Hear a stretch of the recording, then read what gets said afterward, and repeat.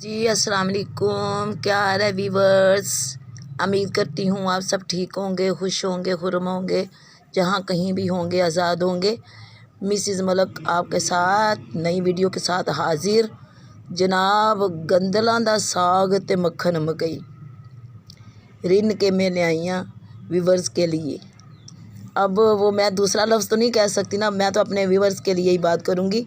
जनाब ये देखें, अब आप कहेंगे कि मैं क्या क्या काम कर रही हूँ। काम करने के लिए किसी ज़्यादा जगह या ज़्यादा चीज़ की ज़रूरत नहीं होती। शौक़ हो आप छोटी से छोटी जगह पे।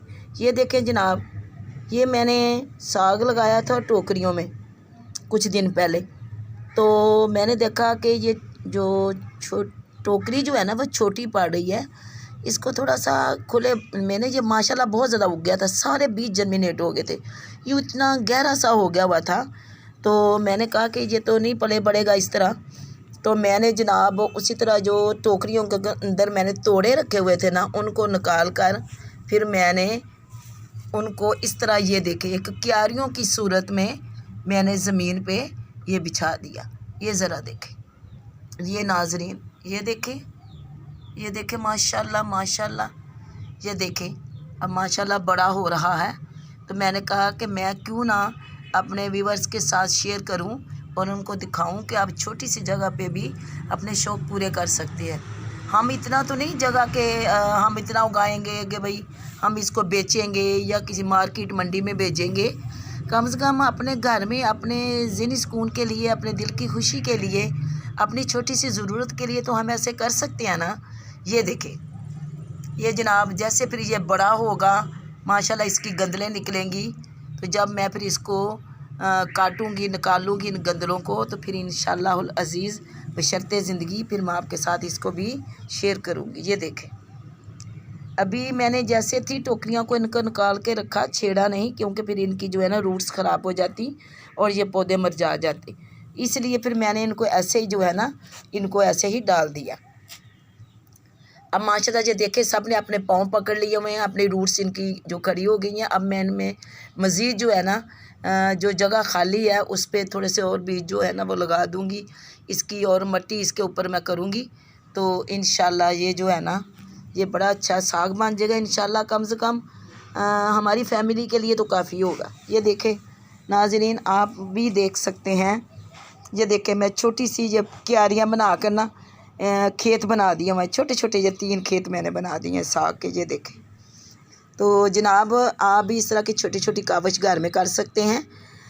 आप ज़मीन पे प्लास्टिक डाल के, और प्लास्टिक डालने के बाद ये जो तोड़े होते हैं, खाली तोड़े तो 5-5 रुपये 2-2.5 रुपये का भी मिल जाता है, कहीं से भी लाएँ, नीचे को प्लास्टिक डालें और इनको तोड़ों को ऊपर डालें, मिट्टी डालें। इनके लिए कम से कम 4-5-6 इंच मिट्टी बड़ी होती है। तो जब आप 6 इंच मिट्टी डाल लेंगे तो आप सरसों का बीज लाकर इसको ऐसे बखेरते हैं। इसको चुटकियों में नहीं लगाते, इसको ऐसे ना बखेर देते हैं, यूं करके बखेर देते हैं। तो ये माशाल्लाह अल्लाह के हुक्म से उग जाता है।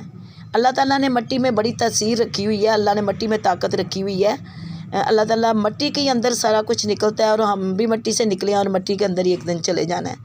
तो ये देखें मुझे आज बहुत खुशी हो रही है कि मेरा साग माशाल्लाह जो है ना परवान चढ़ रहा है। ये देखें माशाल्लाह, ये देखें नाजरीन, ये देखें।